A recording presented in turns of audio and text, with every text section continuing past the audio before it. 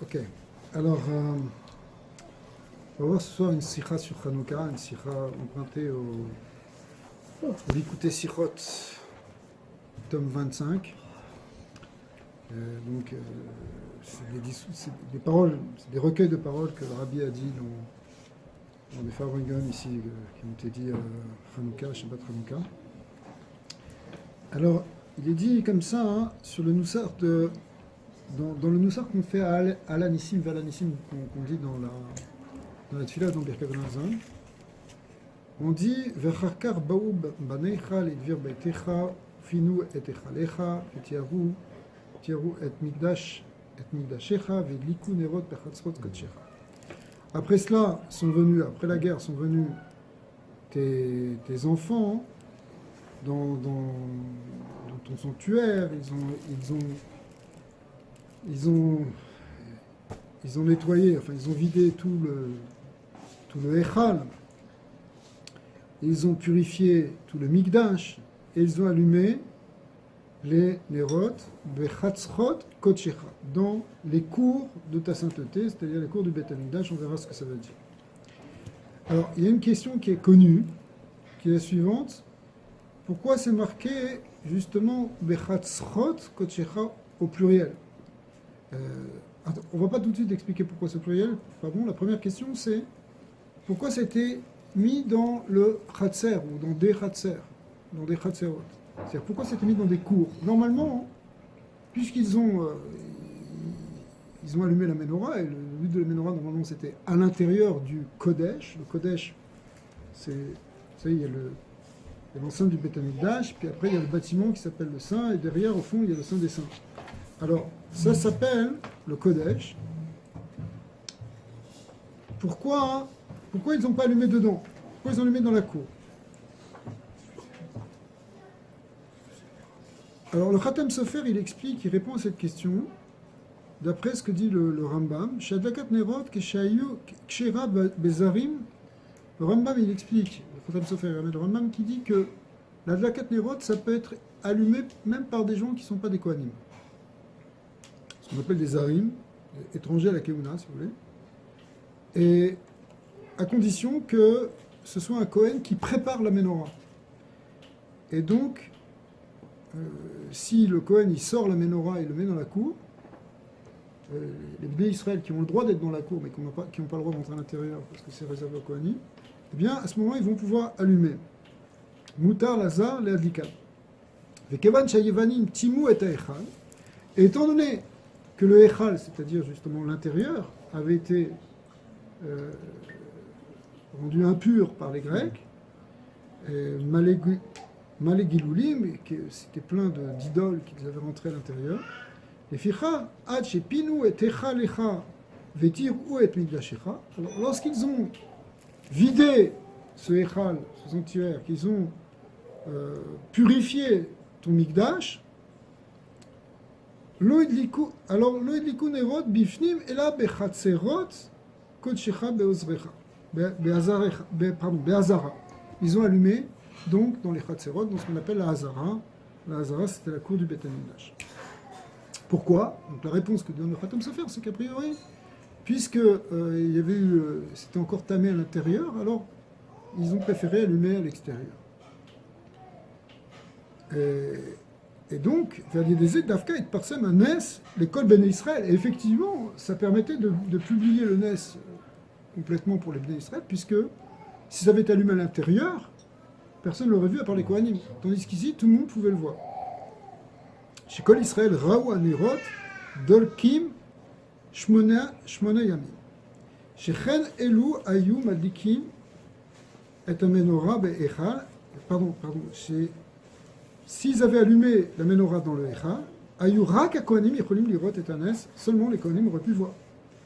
Mais le Rabbi pose des questions sur cette réponse. Il dit, mais pas de la chaîne Baou ou Panu ou Pinu Vetiaru Vedliku Mashma Asher Zman Vedliku Aya le Achare chez Pinu. Le texte il dit, ce qu'on lit dans la Tfila, c'est que ils ont vidé, ils ont purifié et ils ont allumé. A priori, l'allumage était donc après avoir nettoyé de toutes les idoles le Echal. Donc, si c'était après, il n'y a pas de nécessité spécifiquement de le mettre à l'extérieur en disant que c'est tamé à l'intérieur, puisqu'ils avaient déjà rendu cachère pur à l'intérieur. C'est comme ça qu'on a l'impression qu'on voit dans le texte de la Tfila, puisqu'ils ont allumé une fois qu'ils ont tout nettoyé. וכן מוכרע גם ממה שנאמר בכמה מקומות, ששם חנוכה הוא על שם חנוכת המזבח. On voit que le terme Hanouka vient du terme d'inaugurer le Mizbeach qui a été inauguré à nouveau après toute cette période sombre. Donc, s'il a été inauguré, c'est qu'on avait déjà tout nettoyé.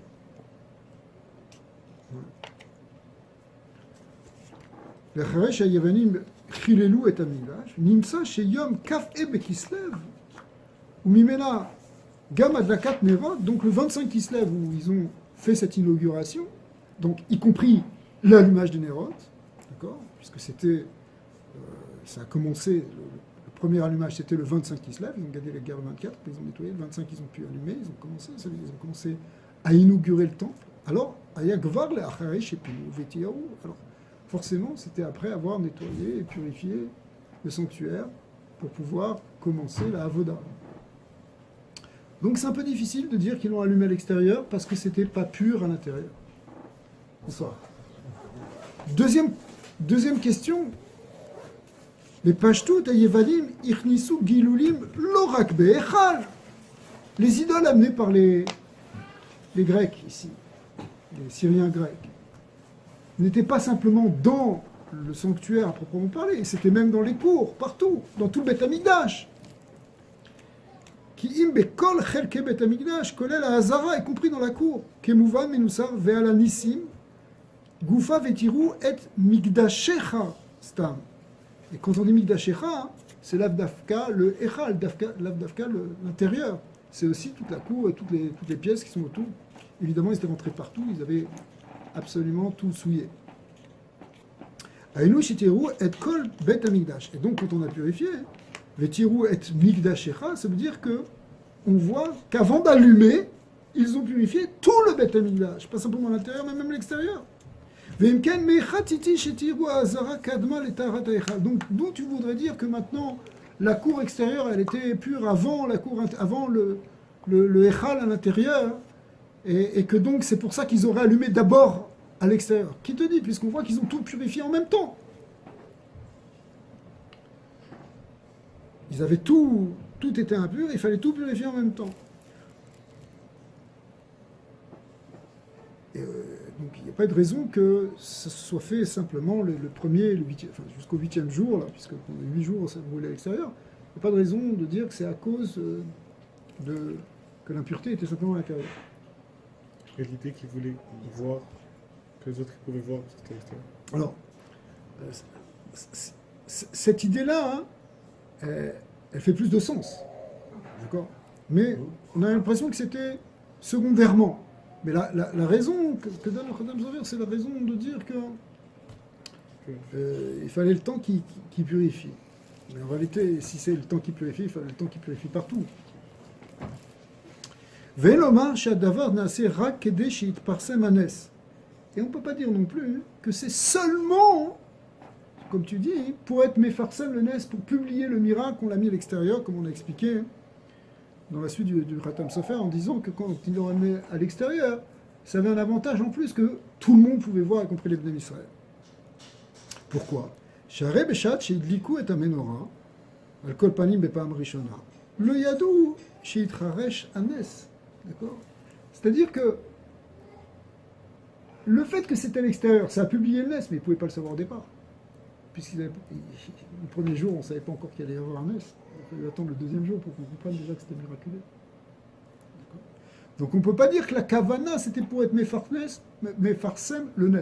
Peut-être que c'était pour être mefarsem, autre chose. Mais pas le miracle, on va voir. Nous, on a une mitzvah de publier le miracle. C'est pour ça qu'on doit allumer à la fenêtre, ou à l'extérieur, ou même quand c'est à l'intérieur. Enfin, il y a toute une idée de Pirsouménissa. Mais c'était pas le seul miracle. Ah, ça c'est une bonne question, on va voir ça. La guerre, c'est beaucoup plus impressionnant. Voilà, exactement. Peut-être leur donner un signe qu'ils avaient purifié et que c'était réglé.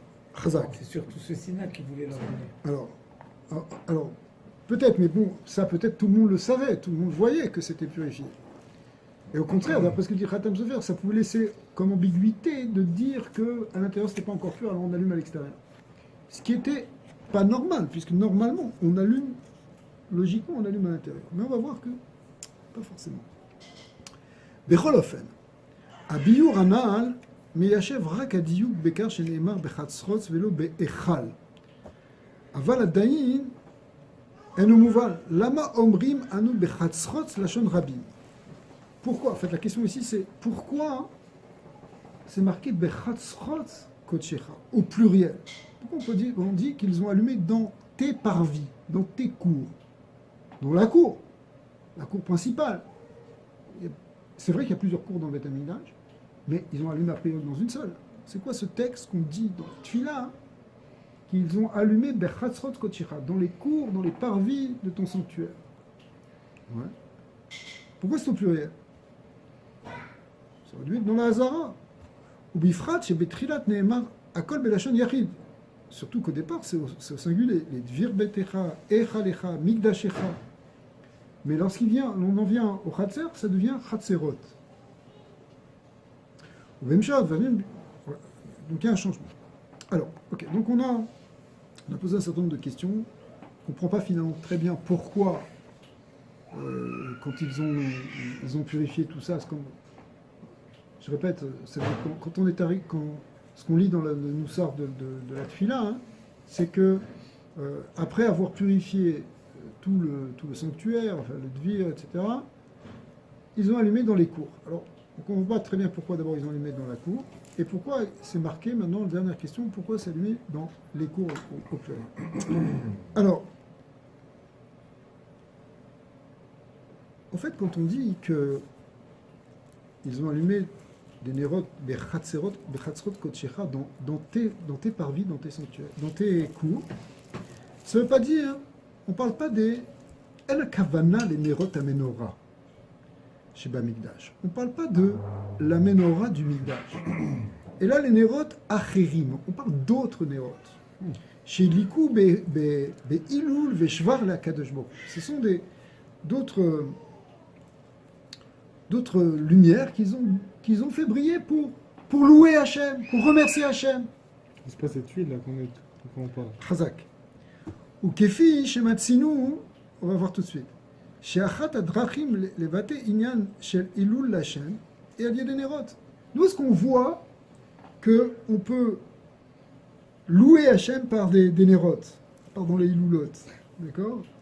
On le voit hein, à Sukkot, pendant Sukkot, on allumait des grandes médorotes, des grandes flammes, enfin des grandes lampadaires, si vous voulez, qui éclairaient d'ailleurs tout Jérusalem, et qui étaient installées dans la cour, dans la Ezrat Nashim. On voit ça aussi, il y a déjà aussi le Inyan de Oram Kivdou Hashem, il y a un Inyan par exemple d'allumer des nérotes dans le Bet HaKnesset. Il faut faire briller un Bet HaKnesset pour la gloire d'Hachem. Pas beau le Bet HaKnesset qui est tout éteint, etc. Il faut que ça brille. Pourquoi hein? C'est comme ça qu'on donne du kavod à Hachem. Pourquoi on ne continue pas ce minhag de Sukkot d'allumer des... Ah non, ça c'était pendant à Simcha Beta Osheoeva, c'était dans le Bet Amikdash, il y avait des grandes réjouissances. Tout le monde venait, on installait une Hazara, dans l'Hazara on installait une estrade pour les femmes, une Ezrat Nashim, et les hommes dansaient en bas, et ils faisaient la fête toute la nuit. Et c'était comme ça pendant les 7 jours de Sukkot. Kelematzinu Benoger les Mikdash, Besimchat Bet Osheoeva, Shehayu Madlikin Menorot Shel Zahav, c'était des grands lampadaires en or, Bezrat Nashim, il voit la Simcha Agdola Shel Simchat Bet Osheoeva. Donc on voit qu'ici aussi, maintenant, au moment de Hanouka, ils ont allumé un peu partout, dans les cours du Bet Amikdash, pour louer Hachem. Ve'atiyur ve'idliku nerot bechatzrot kotshecha, eno nimshar lema shelefanav upinu ve'tiru. Ki im el haneeman le'acharav le'odot ou le'allel le'shimcha agadol. Alors quand on dit tout ce qu'on dit en fait sur le fait qu'ils ont allumé, c'est pas par rapport au fait qu'ils ont tout nettoyé, qu'ils ont tout purifié. C'est par rapport à ce qui suit dans la prière. On dit quoi? Léodot ou les Shimcha Agel. Que pourquoi ils ont allumé? Ils ont allumé partout pour glorifier ton nom. Oui. Une seconde. Qui c'est qui a fait vite? Tu as fait? Qui c'est qui n'a pas fait alors? Ouais, on n'a tous pas fait. Ok, juste. Kivu Shmonat Yeme Chanukah, Elou Kede Leodot ou Lehalel. Alors maintenant on comprend pourquoi effectivement c'est écrit au pluriel Bechatzrot, Lachon Rabbi, qui a Nerot, Illikou, Bechatzer Amisha, Bemigdash, Be'azara, et là, Gam Be'ezrat Anashim, ou Besevivot Amigdash. Donc ils ont allumé dans la Hazara, dans Ezrat Nashim, dans toutes les cours qui étaient adjacentes au Bet Amigdash. Achadayim eno mubal. Al pizé nimsa shebenusar ve'al anissim lo nizkar klal af lo beremez nes hashemen de anerot. Alors, la grande question, on va expliquer. Bon, ils ont allumé, d'accord, très bien. On vient expliquer que le texte, on raconte qu'ils ont allumé pour glorifier Dieu de cette victoire et de ce mais il n'y a aucune référence dans Al-Anissim, si on dit comme ça, au miracle qui a eu lieu sur la fiole d'huile. Vous êtes d'accord ou pas? Vous suivez? Ok. Sinon, on va rajouter de l'huile. Moussar Gam, Bo Rakandes, Benissachon Amilchama. Donc, dans le Noussar de la Tuila, on parle que de la victoire, de la guerre, qui était un très grand miracle. C'est quelque chose d'extraordinaire. Mesorat Giborim Beyat Chalashim Verabit Beyat Meatim. Sita Tchoua Gdola, tu as donné. Donc on était peu nombreux, on a gagné contre la multitude. Ils étaient beaucoup plus forts, les faibles ont gagné. Tu as donné une grande Yeshua, tes choix, etc. Mais il n'y a pas de référence au Nes du Parshat Shemen. Le Galat Mia est avec Gemara de Shabbat, mais c'est d'autant plus compliqué, difficile, c'est que dans la Gemara dans Shabbat, vous connaissez tous Tanoura Rabbanan, ouais. La Gemara dit Maï Chanukah, ou Piresh Rashi, à la tard, Rashi sur place, il dit Allez, Ezenes Kavu. Sur quoi ils ont fixé le Nes? Shekeshinichnasu, Yevanim Leichal, Timu Kol Hashmanim, Vechule, Velomatsu, et la Parechad, Vechule, Nase Bones, Vedlikum Memeno, Shmonat Yamim. Lachon Acheret, Kivu, Veasuum, Yamim Tovim, Be'alel, Veoda. Donc, Rashi dit tout de suite, c'est quoi Maï Chanukah? Eh bien, Maï Chanukah, c'est très simple. C'est parce qu'on a eu le miracle du Parshal Shemet. Ils sont entrés, ils ont gagné la guerre, et surtout, ça a brûlé pendant 8 jours. Donc, en fin de compte, le Icar du Nes qu'on fête, c'est sur le Parshal Shemet. Et nous, on sait très bien, c'est pour ça qu'on a lu les Nérot de Hanouka. C'est ça qu'on veut se souvenir, pour qu'on allume 8 jours, etc. Parce que ça a brûlé pendant 8 jours. Mais dans la Tchila, on n'en parle absolument pas. D'accord? Dans la Gemara, ils disent que, comme vous avez dit, que les Hodot, c'est sur. Le fait de la Hoda'a qu'on fait le Halal, etc., c'est sur le Nes de Shemen. Voilà, alors que l'autre explication, il disait qu'on fait les Hodot pour la guerre. Mais Rachid, sur place, il dit comme ça. Il a compris la Gemara comme ça. Peut-être ça complète ce que tu as dit la semaine dernière, que c'est par rapport au Shalom, l'union du Shalom. Ouais. Alors, mais quand même. Lumière de Shabbat, lumière de Hanouka a même plus de Shalom que la. Très bien. Mais si, c'est vrai. Mais si on ressent par rapport à la question est que on n'en parle pas du tout, bon, Chaba, on n'en parle pas du tout dans l'Anissim, dans la prière de Hanouka, qu'on fait quand même plusieurs fois par jour. D'accord? Eh bien, il n'y a aucune mention du miracle de l'huile. C'est bizarre. Vous comprenez? C'est d'autant plus fort que la Gemara, elle explique très clairement que le vrai miracle, c'est celui de l'huile. Alors pourquoi Pourquoi on n'en parle pas? Pourquoi on n'en parle pas dans la Tuila? Pourquoi on n'en parle pas dans la Hoda?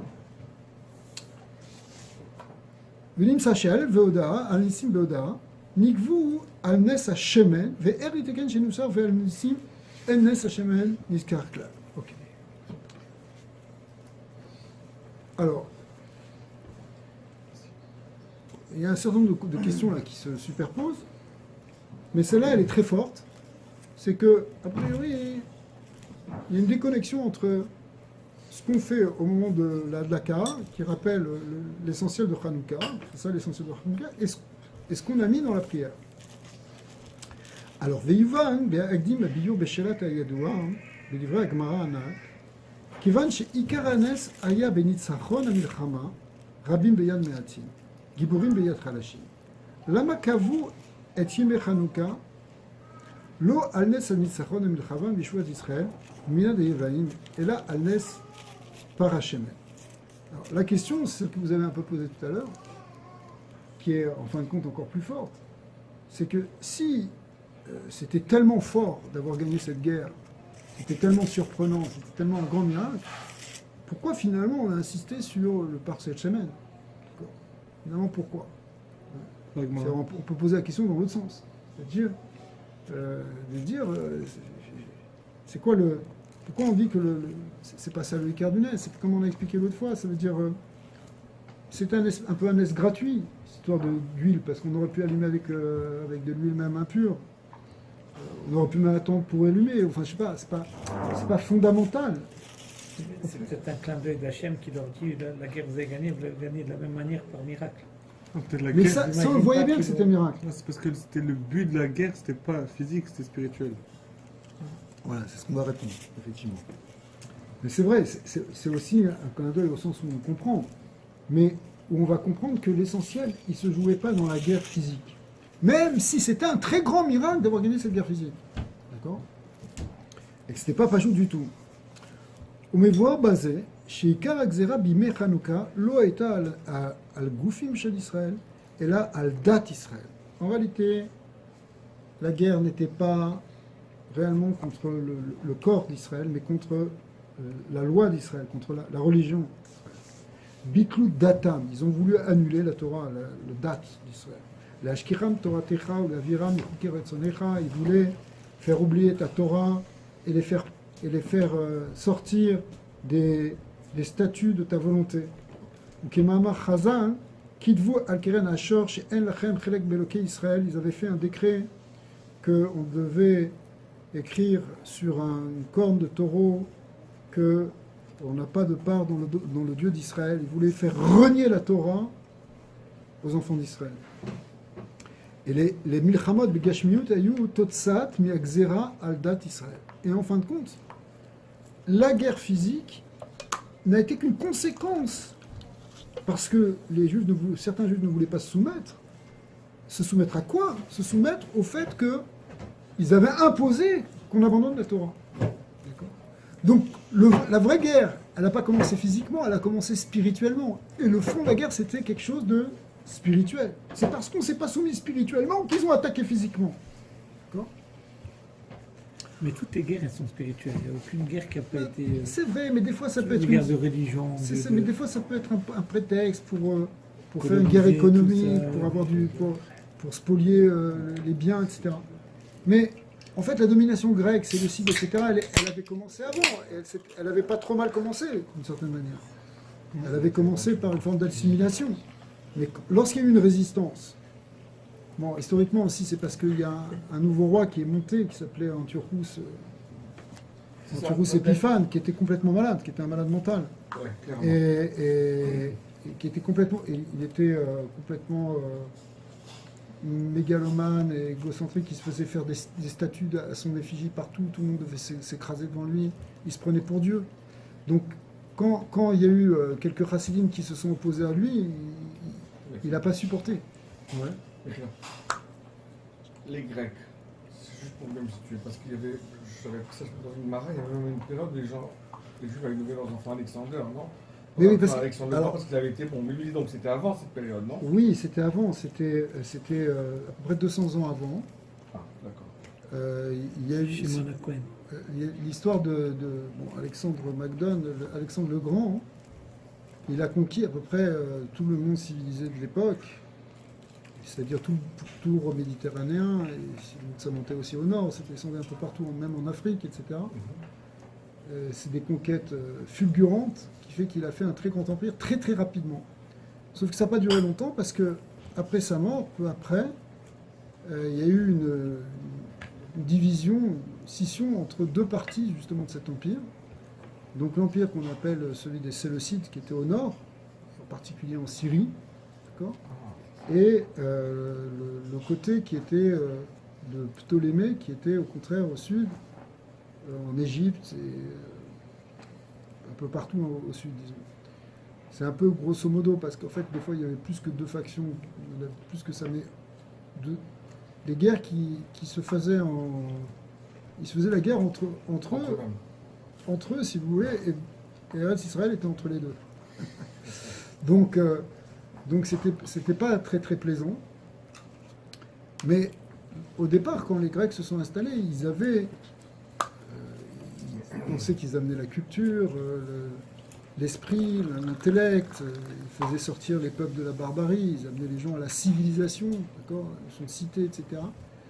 Et ils ne voulaient pas vraiment bouleverser les religions des gens par force. Ils amenaient leur culture, mais en même temps, ils ne voulaient pas imposer comme ça. Sauf qu'il y a eu des périodes, comme celle justement avec Antiochus, c'est Antiochus là, je crois que c'était le 4e Antiochus, qui est venu et qui lui a imposé d'une manière radicale, puisqu'il a imposé qu'on mette, à un moment quand il a vu que ça ne marchait pas, il a imposé qu'on mette dans tous les villages, sur toutes les places publiques, des statues à son effigie, que tout le monde se prosterne. Et c'est là qu'il y a eu tous les sacrifices, les gens qui sont fait Messirut Nefesh. Il y avait un vieux de 90 ans qui s'appelait Lazare, un grand sadique. Ils ont voulu faire manger du khazir, cochon, en public. Évidemment, il a refusé. Il s'est fait tuer.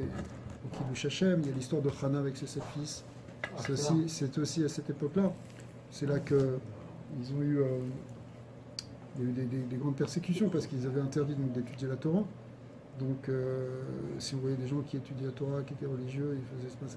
Au départ, d'ailleurs, jusque-là encore, la Gemara raconte que jusque-là, ils étaient très vicieux parce qu'ils attaquaient le Shabbat. Et les gens ne se défendaient pas le Shabbat. Ils pensaient que c'était fini le Shabbat, donc ils préféraient se laisser tuer que d'être mettre à le Shabbat. Donc ils ont tué plusieurs communautés comme ça, Shabbat. Parce qu'à un moment, les Juifs ils se sont levés, c'était à l'époque déjà de Matityahu, et ils ont dit maintenant ça va plus être comme ça. S'ils attaquent Shabbat, on a le droit de se défendre à pied à la fin. Et donc là, ça a commencé les révoltes et la grande... les révoltes c'est Matityahu qui a commencé ça. Quand ils sont arrivés à Modine, ils ont voulu mettre justement un hôtel idolâtre en plein sur la place publique. Et ils ont dit, c'est toi Matityahu le grand prêtre, c'est toi qui vas offrir le premier korban le premier sacrifice pour donner l'exemple à tout le monde. Et lui, il a refusé. Et à ce moment-là, il y a un juif qui a dit, moi je vais le faire. Parce qu'il y avait tout qui était très élevé. Et Matityahu, il a pris une épée, et il a tué ce juif. Et il y avait des soldats grecs, et il a tué un deuxième soldat, et c'est une grande pagaille. Et bon, tout le monde est parti, mais c'est là qu'ils ont compris qu'il y aura sûrement une grande vengeance de tout ça. Donc ils ont commencé à se cacher dans les montagnes. Et ils ont commencé la guérilla, la rébellion, ça a commencé à ce moment-là. Après, il y a d'autres juifs qui les ont suivis, etc. Et Antiochus, il a envoyé d'abord, pour les mater, il a envoyé d'abord une légion. Après, il a envoyé d'autres. Un gars qui s'appelait Gorgias, qui était un grand militaire, mais il a eu aussi une défaite. À la fin, il s'est énervé, il a envoyé une armée qui était de plus de 40 000 personnes. Alors que les Juifs, ils étaient peut-être ils étaient 1000 ou 2000, peut-être maximum 3000. Et encore, il y a des versions dans les Gemara qui disent qu'ils étaient même pas, qu'ils étaient 5. Et bon, ça c'est vraiment extrême, mais ils étaient quelques milliers par rapport à une armée beaucoup plus puissante. Ils sont venus avec des éléphants, qui étaient les grands chars d'assaut de l'époque. C'était des éléphants monstrueux de guerre où il y avait 20 personnes dessus et qui écrasaient tout ce qui passait devant eux. Et ils sont venus avec des armées très très puissantes, mais c'était sans compter sur la force de stratège de Yehuda Maccabi qui leur a tendu des pièges et qui a réussi une grande bataille, justement cette grande bataille-là, où ils sont rentrés et ils ont vu qu'ils allaient attaquer, ils ont senti ils ont vu qu'ils allaient attaquer. Ils sont passés, c'était pendant la nuit, pendant que les autres commençaient à approcher, eux ils sont passés par l'extérieur et ils sont rentrés dans le camp des Grecs, Et là, il n'y avait personne, il n'y avait plus de soldats. Ils ont mis le feu partout. Et eux, quand les autres ils sont rentrés, hein, quand ils sont arrivés, ils ont vu qu'il n'y avait pas de juifs. Ils n'étaient plus là, les soldats juifs. Alors ils ne comprenaient pas. Quand ils sont revenus, ils ont vu qu'ils voyaient de la fumée dans leur camp. Et les autres, ils ont attaqué. Il y a eu une grande bataille. Et là, ils ont gagné. C'était des choses comme ça. Ils étaient assez forts au niveau stratégique. Mais malgré tout, c'était complètement miraculeux hein, d'arriver à gagner contre une armée aussi puissante. Comme aujourd'hui. Voilà. Ben ouais, c'est pas fini. On voit ce qui se passe toujours en Syrie, c'est pas fini. En Syrie, tu as les Russes, tu as les Syriens, tu as les Russes, et tu as les Iraniens qui sont contre les Bnei Israël, qui est une petite armée, hein, attention, hein, c'est pas une grande armée, au sens où c'est pas en nombre, c'est pas très fort. À côté des grandes armées qui sont 10 fois plus nombreux que nous, pas 10 fois plus, 100 fois plus. Alors, donc, pour revenir au texte ici, l'idée c'est que malgré tout, toute cette guerre elle est venue parce qu'ils ne voulaient pas se soumettre à la Torah. Hein. Ils ne voulaient pas abandonner la Torah et se soumettre à la pensée grecque. Alors, Velachel, l'Okavu, quand ils ne voulaient pas, c'était une minorité qui ne voulait pas. Beaucoup étaient déjà assimilés. Il y avait beaucoup de gens qui parlaient grec, certains ne savaient même plus lire en hébreu. L'assimilation était très rapide. Ça peut paraître fou, mais moi, on le voit bien, par exemple, ce qui s'est passé, je sais pas, dans des pays comme au Maroc, en Algérie, où en une génération ou deux, il y a une majorité de gens qui ne savaient plus forcément lire en hébreu, quoi. Sans aller jusqu'à c'est allé presque juste à cet extrême, si vous voulez. ולכן לא קבעו כעיקר את נס הניצחון המלחמה, הצלת הגוף, אלא על נס השמן. Donc puisque la guerre finalement c'était un enjeu spirituel, donc ils ont fixé le miracle sur l'huile qui représente la notion spirituelle. On sait que l'huile ça représente la chorma, c'est la sagesse, c'est quelque chose qui est, c'est la source de lumière, vous voyez, c'est quelque chose de spirituel. Anes akashu les kiyum mitzvot de Bet Hamikdash. En plus c'est par rapport à l'huile représente une mitzvah du Bet Hamikdash. Au basé goufa les nerot Hamikdash, amera mezot al klalut inyan la Torah ve mitzvot kemoshe neema qui ner mitzvah ve Torah. Or, parce que le ner représente la Torah, c'est la mitzvah pardon qui contient la lumière de la Torah. Donc toute cette symbolique de la lumière et des lampes et des ménorot qui représentent Torah ou mitzvot. Donc on voit que c'était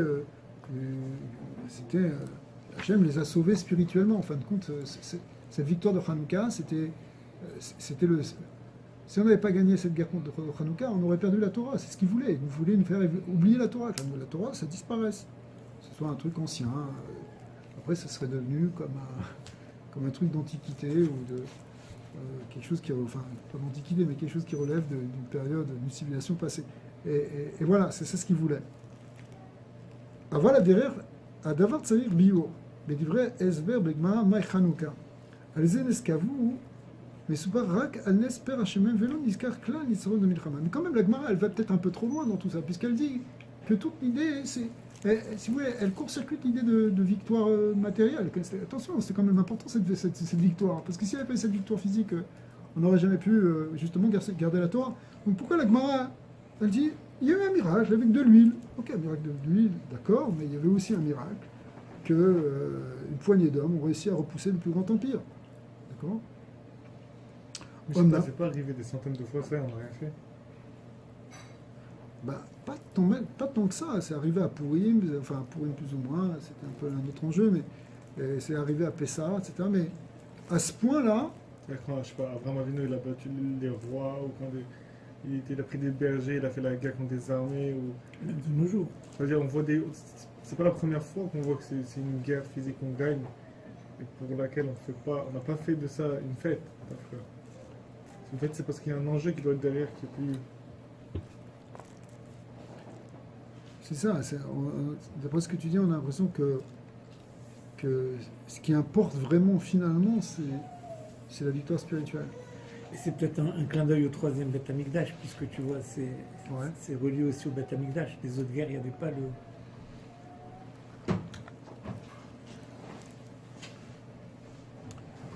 Alors, quand même, il faut nuancer, parce que c'est marqué dans la Gemara. La Gemara, elle continue, elle dit Ukeshe Gavra Malchut Bet Hashmonaim Venitzrum. Lorsque la maison des Hashmonaïm, c'était eux qui se battaient, l'a emporté, et qu'ils ont vaincu, Bitku Velomatsu, c'est là qu'ils ont cherché, qu'ils ne trouvaient pas, ils n'ont pas trouvé le parchemin. Ils cherchaient partout une fiole d'huile pour allumer, ils ne trouvaient pas, jusqu'à ce qu'ils trouvent finalement dans un petit coin, ils ont trouvé caché une fiole avec le sceau du Kohen Gadol, etc. Aval, donc il y a quand même une mention ici qu'ils ont gagné la guerre. Donc la Gemara, elle n'a pas complètement évacué ça. Sauf que elle ne met pas du tout l'accent là-dessus. Elle le présente simplement comme une introduction à l'idée. C'est introduire l'idée pour cette fiole d'huile. Mais on ne met pas l'accent sur le fait qu'ils ont vraiment gagné la guerre et que ça c'était un grand miracle. Bon, une fois qu'ils ont gagné la guerre, ils ont cherché la fiole d'huile et c'est ça qui nous intéresse, c'est le problème de la fiole d'huile. Deuxièmement, Mais juste une petite question. Le halalisme qu'on fait nous maintenant, ouais. il découle après cette guerre-là. Il parle bien de la guerre, lui. Oui, mais c'est ça. Mais pourquoi bon, ça, on va dire, c'est l'Anchekné, c'est les lois qui l'ont fixé. Ça a été fixé peut-être un peu arrangé un peu après plus tard, mais des Géonim, mais quand même. Pourquoi il y a la Gemara, on n'a pas tellement parlé. Elle parle pas du tout. Anesh el Nitzachon Amilchama, elle n'en parle pas. Elle parle pas du miracle. Elle dit quand ils ont gagné la guerre, alors il y a eu un miracle avec cette histoire de fiole d'huile, mais il ne parle pas du miracle de la guerre. Ouais.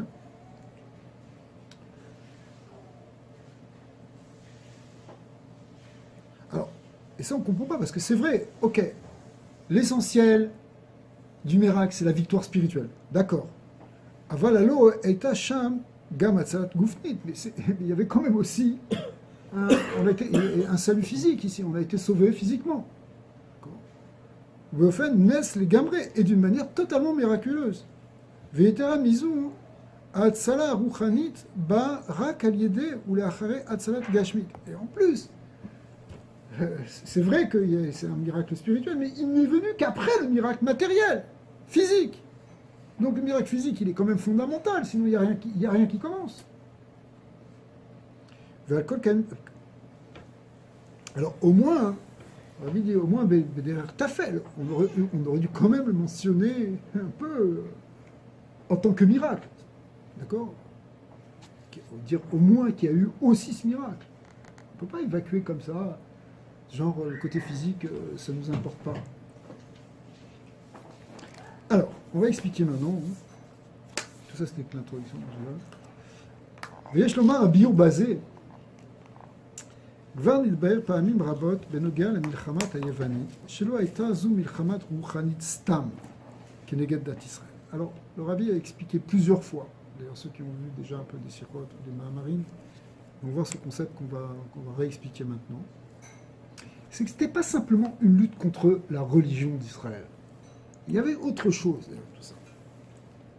Et là, Shadiouk basé Aya Leashkira Torah Techa. Ce qu'il voulait, c'est faire oublier ta Torah à toi, c'est-à-dire le côté divin qu'il y a dans la Torah. Les Grecs, encore une fois, ils pouvaient tolérer qu'il y ait plusieurs cultes. Ils avaient un côté polythéiste, tu pouvais avoir plusieurs cultes, etc. Et ils pouvaient même imaginer un culte juif. D'ailleurs, ils avaient toléré ça pendant assez longtemps.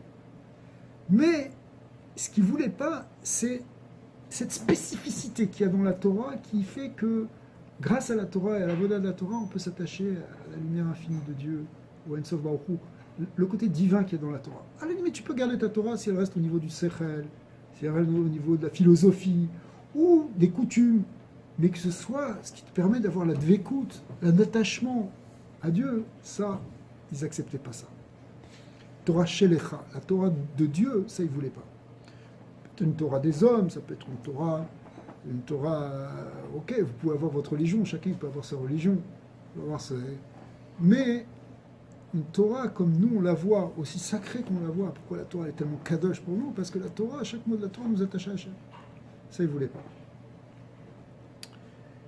Et ça se comprend pourquoi ils ne veulent pas, parce que ça, c'est vraiment la spécificité d'Israël qui est en dehors de tout, si vous voulez.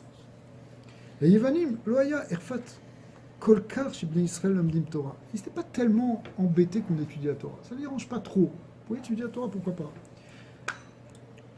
Matarat Xeratam Aita Leashkiram Torah Techa. Ce qu'il voulait, c'est qu'on oublie que c'est ta Torah à toi, que c'est la Torah de Dieu.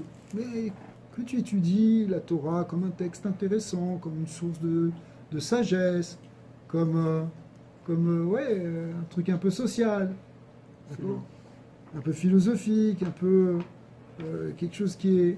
Mais ce côté brite, ce côté union avec Hachem, ça ils n'en voulaient pas. D'ailleurs, ils avaient interdit aussi la Brit Mila,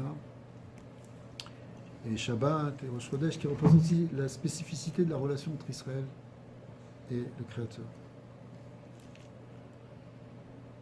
Ce qu'ils ne voulaient pas, c'est le côté Torah chez les Ma'ala Min HaSechel. Quelque chose qui est une Torah qui transcende l'intellect, qui vient de l'au-delà. Ça, ils ne voulaient pas accepter. La Aviran Michouké Retzonecha. Ce qu'ils voulaient nous faire sortir, c'est des Choukim, le côté des statuts qui viennent du Ratzon d'Hachem, qui sont quelque chose de... la dimension infinie qui se cache derrière toutes les mitzvot. Le côté... D'ailleurs, même derrière les Mishpatim, on a expliqué dans le Mahamar que même dans les Mishpatim et même dans les doutes, et d'autres que même là aussi, il y a une dimension absolue, divine, qui se cache derrière. Et bien ça, ils ne voulaient pas l'accepter. Ils voulaient nous sortir de ça. Retzonam, Ayushi Israël, Yoekeimu et Achukim. Ils ne voulaient plus des Chukim. Amizvot shen le ma'alam yasechel, vekiumam urak bekabalat ol. Kevan shekar, uretzonecha, retzon hakadosh baruch hu. Ils voulaient faire, on a connu ça dans d'autres endroits, dans d'autres époques, une espèce de judaïsme un peu contrôlé par l'État, un judaïsme qui va un peu, un judaïsme qui peut être encerclé là, qui peut être contrôlé, voilà, un peu consistorial si tu veux. Milchamat HaYevanim, pour pas dire le nom, Milchamat HaYevanim, c'était la volonté de Napoléon, si tu veux. C'était l'histoire du consistoire de Napoléon. C'était c'est un judaïsme qui va rentrer dans un cadre social, dans un cadre du pacte républicain, quoi, grosso modo. Mais cette dimension... ils sont payés par la République, ils sont payés... et puis ça veut dire le discours, c'est un discours qui est c'est un discours d'une religion classique en quelque sorte.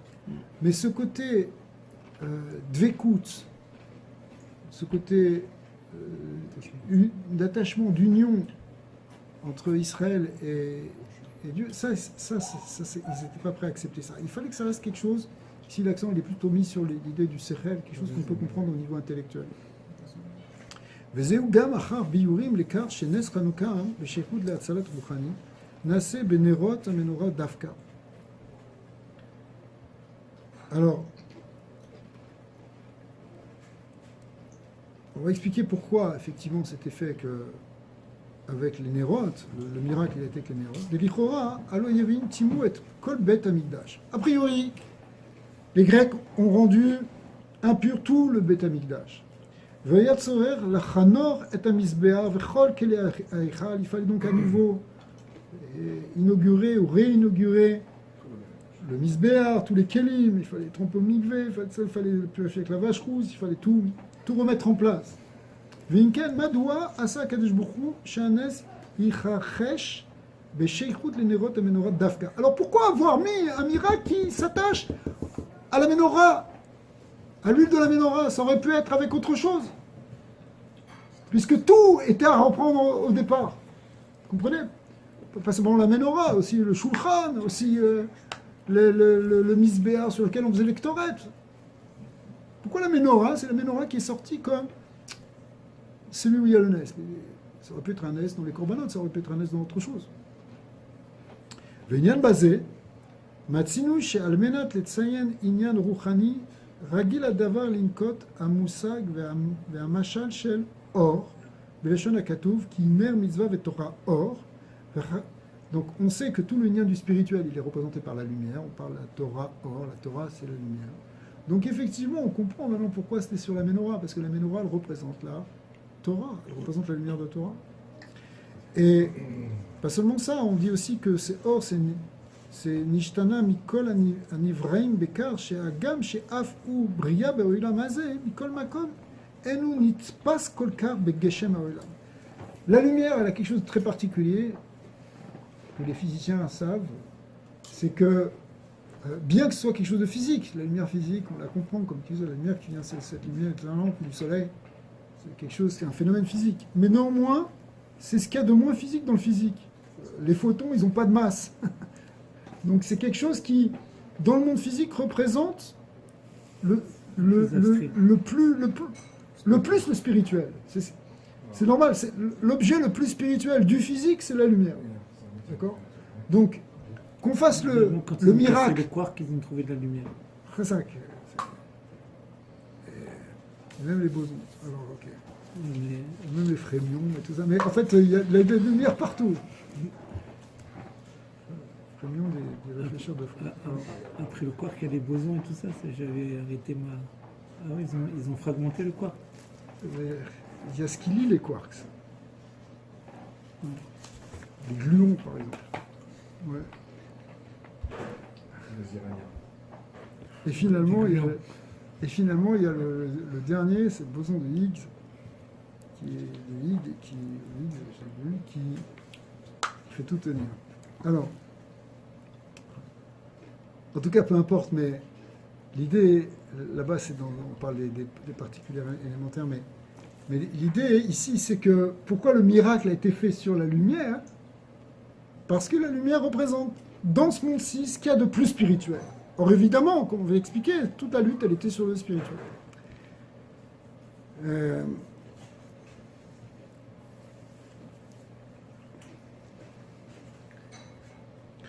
On dit aussi sur Mamash, la voix, hein, mais c'est un phénomène physique qui est un peu plus geshmi que la lumière.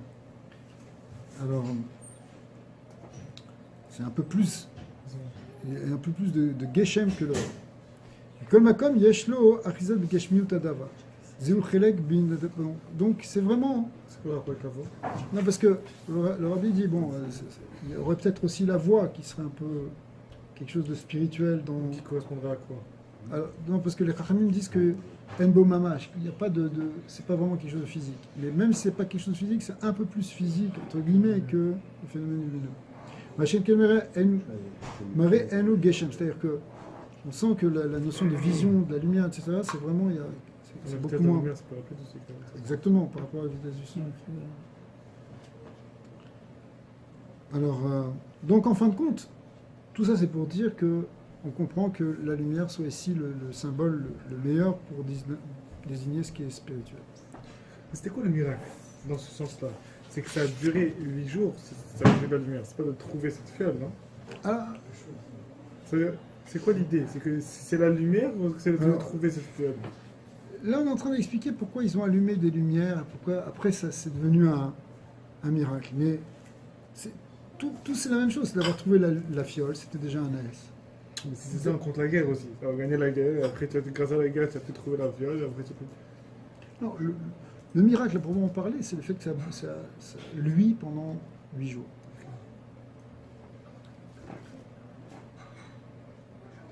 Alors, Abiyu Anal, on a bientôt fini la sikha. Abiyu Anal, Benogea Leor Mosif, Azvara Gam Bema'amar Chazal, Benogea le Nerot Amenora, Edut il les Baye Olam, Shashrina Shorebe Israël. Les Ramim disent, c'est la Gemara dans Shabbat, elle explique que la menorah est un témoignage que la Shrina réside en Israël. Le fait qu'il y a la menorah qui brille dans le Beth Amikdash, ça représente que la Shrina, elle est là dans le Beth Amikdash et donc dans le clan d'Israël.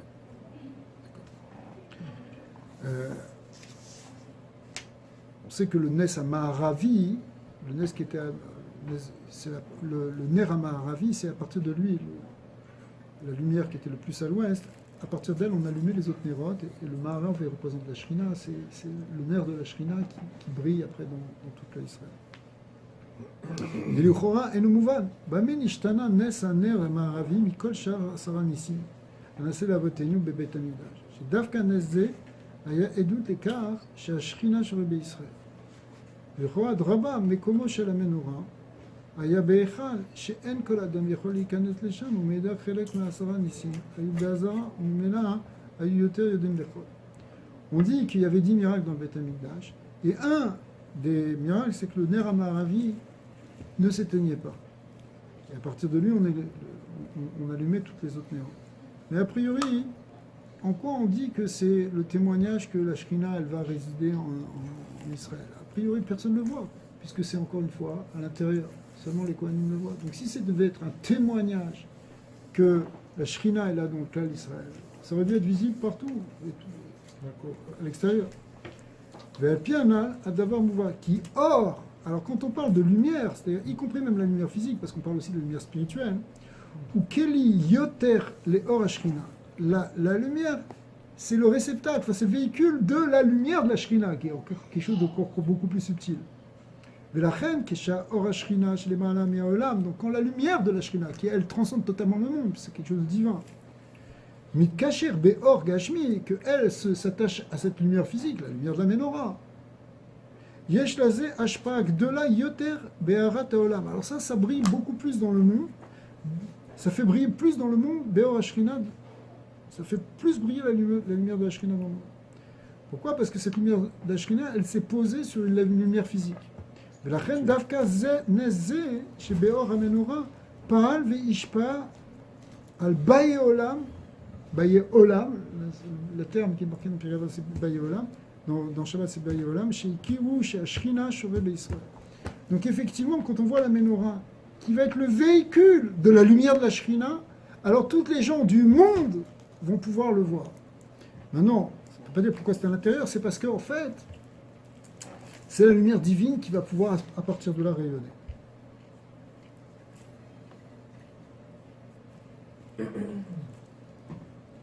Donc maintenant, on peut comprendre pourquoi le miracle de Hanouka, il est mis sur cette histoire-là du parachemène, de la fiole d'huile de la menorah. Enzenetz dadi vetafel. Nous, on croyait que c'était quelque chose qui était secondaire. Bon, le grand miracle, c'était celui de la guerre. Et puis après, bon, il y a eu un petit plus, c'est qu'on a gagné ces 8 jours-là, mais ce n'était pas tellement obligatoire. Eh bien non, au contraire, ce n'est pas quelque chose de secondaire. Et là, Bekar Baïl et Debitou et Anitzachon Shaliyeme Hanouka. Au contraire, on voit la vraie victoire de Hanouka à travers cette lumière qui est la lumière de la Shrina qui va briller dans Israël. Akara Betoratecha, Berkeretzonecha, Bekar She'etzel Israël Meir, Aor Eloki chez les Ma'alam Yasechel Enoshi. En fait, il voulait nous enlever justement le côté divin de la Torah. Eh bien, d'Afka, on a montré le côté divin de la Torah à travers cette lumière de la menorah qui a brillé plus que prévu. Il est des Gilou, ça c'est venu Benes, Shegan, Shenes, Umoré, les Ma'alam, Igedera Teva. Et c'est venu de manière miraculeuse parce que le miracle représente toujours une intervention de quelque chose qui est les Ma'alam ila Teva, qui est au-delà de la Teva. Et c'est justement ce qu'on voulait rechercher. C'est cette dimension surnaturelle qui dépasse le monde, qui est la dimension divine qu'il y a dans la Torah. C'est ça qu'il voulait nous faire oublier. C'est ça qu'il faut, au contraire, redévoiler. Et pour le redévoiler, la meilleure manière, c'était de manière miraculeuse, c'est-à-dire surnaturelle. C'est drôle parce que peut-être qu'avec les générations, ça s'est raciné, cette clipa ou cette attaque, mais quelque part, on peut retrouver ça, même malheureusement, dans le peuple juif. Il y a des manières, il y a des endroits, il y a des chitotes où on enseigne la Torah et dans cette approche, des fois, on peut quelque part enlever cette... Mais absolument. La chassidoute s'est beaucoup battue contre ça, battue entre guillemets. Ce qu'elle a régénéré, ce qu'elle a amplifié, c'est le côté justement d'attachement au divin au travers de l'étude, au travers de la pratique, au travers d'une mitzvah, de n'importe quelle mitzvah, hein, de retrouver cette dimension divine, que ce ne soit pas simplement une Torah limitée à l'intellect, à quelque chose d'intellect, un exercice intellectuel. Absolument. Ça, c'est une influence de la culture grecque, justement, aussi. Parce qu'ils venaient étudier avec les rabbinim, les Grecs, les grands penseurs. Alors, il y avait des échanges. Il y avait ce qu'on appelle les Chochmé des Beatuna, hein, les sages d'Athènes qui envoyaient des Sheilot à Rabbi Yoshua ben Levi et qui échangeaient. Il y a plusieurs passages de la Gemara qui sont très intéressants. On apprend des grandes choses par rapport à ce qui était répondu par les Chachamim aux Bnei Atona, aux sages d'Athènes. Chochmé Atona, pardon. Les sages d'Athènes. C'est-à-dire... Mais chez écoute les or à Menorah, chez Akili, les or à Eloki. Bon, grâce à. Alpikolana. On va conclure. D'après tout ce qu'on vient de dire, Yuvan Gam Ma'amar Agmara Mai Chanukah Alezenes Kavu. C'est sur quoi, quand la Gemara dans Shabbat, elle demande pourquoi, sur quoi ils ont fixé le miracle. Shebo Muskar Raknes Parashemen, et là-bas, la Gemara ne ramène que le miracle de la fiole d'huile. Et elle ne ramène pas le miracle de la Gemara, de la Milchama, de la guerre. Qui Kesha Nidon ou Mauto Shel Chanukah, Mai Chanukah. Parce que la question de la Gemara, c'était Mai Chanukah, c'est-à-dire, c'est quoi fondamentalement Chanukah? C'est ça ce que demandait la Gemara. Elle ne voulait pas nous raconter toute l'histoire de la guerre.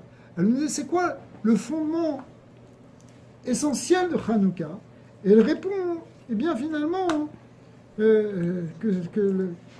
le miracle des Nérotes. Parce que le miracle des Nérotes, il représente le lien de lumière, qui vient et des lampes, qui sont de Mitzvah et de Torah. Et que c'est cette victoire, justement, du spirituel, cette victoire de la dimension divine qu'il y a dans la Torah qui va l'emporter.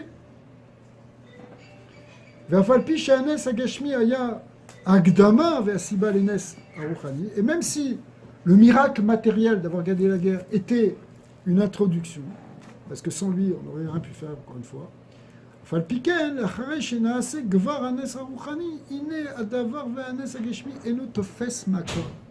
Une fois que le NES spirituel est apparu, une fois qu'il y a eu le NES spirituel, finalement le NES matériel finit par s'estomper.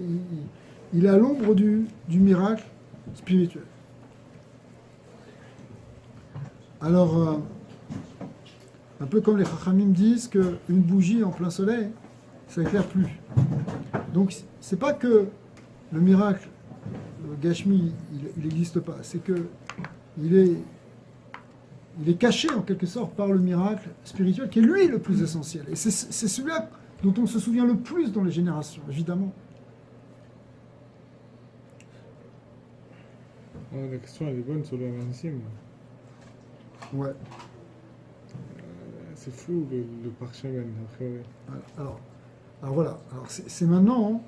Pourquoi dans la Nissim finalement on a l'impression qu'on revient complètement et on parle que du miracle matériel. On ne fait aucune mention du Parchel Shemen, de la fiole d'huile dont on a parlé. On a presque fini. Alors, Beshash Kavana iliten oda l'Hachem. Qu'est-ce qu'on fait dans la tefila? On est dans Modim, ouais. Ou dans Birkat Amazon aussi, c'est dans Birkat Oda, dans le remerciement. On est là dans la louange. Alors, quand on est en train de louer Hachem, le doute l'Hachem Yidbarach, Anes shel nitzachot hamilchama, yefshar lichlol bechata tachta gam haoda shel nes Hashem. Quand tu es en train de remercier, à un moment, Hachem nous a fait gagner la guerre. Parce qu'il faut remercier aussi pour ça. Alors là, il n'y a pas de place de mettre celui du Shemen. Pourquoi? Celui de l'huile. Shemken, titbatel hametziut v'chashivut shel nitzachot hamilchama gashmit. Parce que ça viendrait faire de l'ombre à ce remerciement qu'on fait sur la guerre physique. D'accord? Le fait d'avoir gagné la guerre physique, on remercie. Mais si tu rajoutes maintenant sur l'huile, alors ce serait disproportionné à tel point que ça rendrait un peu petit l'importance qu'on donne aussi au miracle qu'on a eu dans la guerre physique. C'est la Chanukah qu'on fait pour remercier? Alors, dans la Chanukah, on met que l'accent sur le côté spirituel, mais dans la Tefila, on a gardé l'accent sur le côté matériel, et on n'a pas parlé du tout du côté spirituel, sinon ça aurait effacé le côté matériel. Je sais pas, c'est comme si tu remercies Hachem d'avoir... tu as gagné un peu d'argent, et en même temps, tu as eu un miracle qui t'a sauvé la vie. Si tu es en train de raconter qu'on t'a sauvé la vie, ok, tu peux dire aussi que tu as eu un miracle, que tu as gagné une bonne somme, mais c'est disproportionné. Ça n'a pas sa place. D'accord? Si tu veux parler de cette somme d'argent, on ne parle pas qu'on t'a sauvé la vie. La sauver la vie, parle-en à un autre moment. D'accord? Et là, tu vas dire, ouais, j'ai eu un miracle. Qu'est-ce qui est plus important, le physique ou le spirituel? C'est le spirituel. C'est ça, alors pourquoi c'est ça? Alors non, c'est pour ça que quand on remercie aussi pour le spirituel, pour le physique, on ne doit pas parler du spirituel. C'est pour ça que dans Alanissim, on ne parle pas du miracle spirituel. On parle que du miracle matériel, parce qu'il faut aussi remercier pour ça. Mais tu vas pas mettre à Pas que ça côté, l'occulte. sinon ça va occulter. Effectivement, quand on fait la mitzvah de Hanouka, alors là, il n'y a que Maï Hanouka, c'est vraiment le côté Rouhani. Alors là, quand on allume vraiment, on s'attache qu'au côté Rouhani.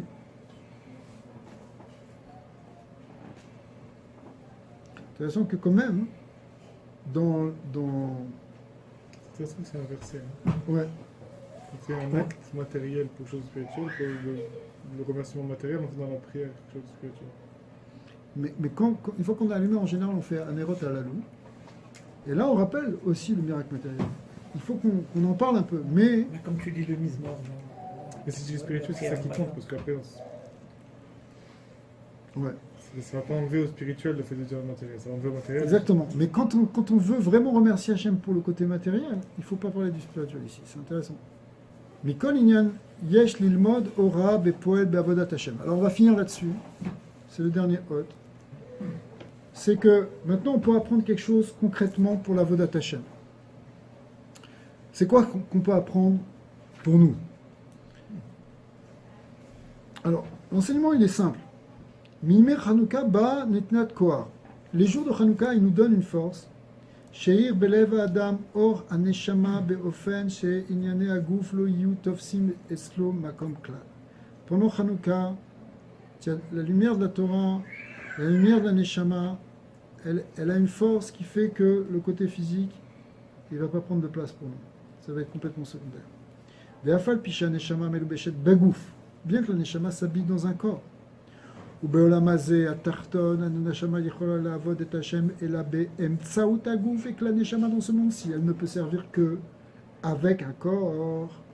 שהרי כל המצוות הם בדברים גשמיים דווקא, parce que toutes les mitzvot sont faites avec des choses matérielles.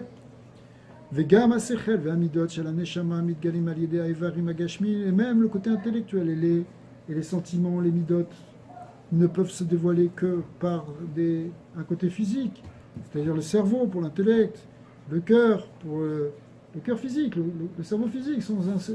Sans un corps physique, on ne peut pas exprimer ni notre intellect, ni nos émotions, donc on a besoin, donc la Neshama, elle a vraiment besoin du corps pour fonctionner dans ce monde-ci. Mais malgré tout, Melamdim, Yemei Chanouka, Sheyesh Bekocho Shel Yehudi, Le'avi Lekar Shelo Tiye Agashmiut Tfisat Makom et Soklal. Mais tu peux prendre des forces pendant Hanouka pour comprendre que le côté physique, il ne prend pas de place dans ton existence, que ce n'est pas quelque chose qui est important. C'est important sans être important, mais par rapport au Rouhani, c'est quelque chose qui est secondaire.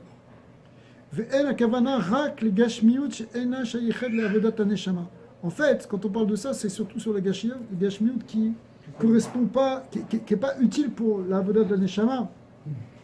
Gashmiut Kazé, Elot Sricha Liyot. La gashmiut qui n'est pas au service du spirituel, elle n'a même pas de place. C'est-à-dire, il faut qu'on comprenne avec tout ce qui nous appartient. Il faut qu'on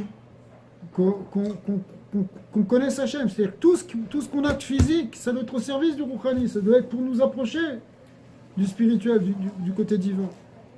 Et là, mais même le physique, qui est là pour le bien-être du spirituel, comme la guerre qui était là par rapport à Hanouka, avec le cœur physique, qui a permis justement le salut spirituel. Donc c'était quelque chose de physique au service du spirituel.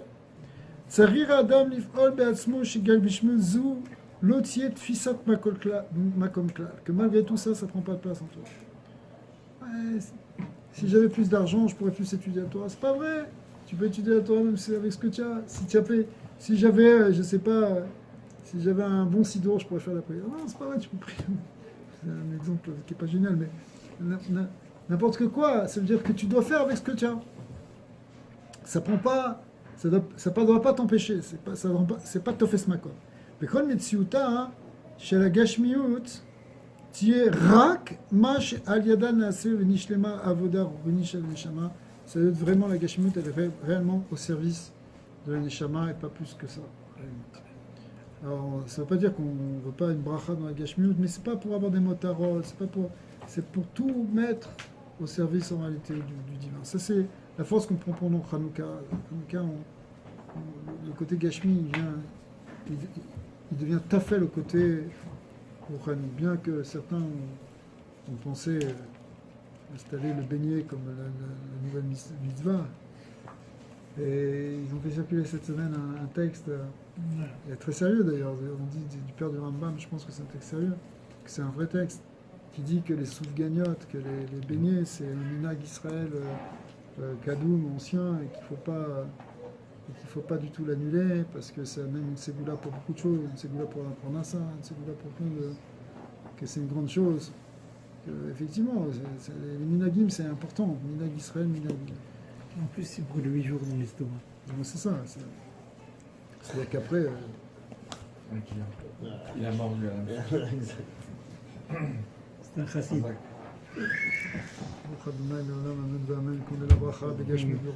Qu'on puisse éclairer la mémoire dans le troisième Beth Amikdash. Amen, c'est là.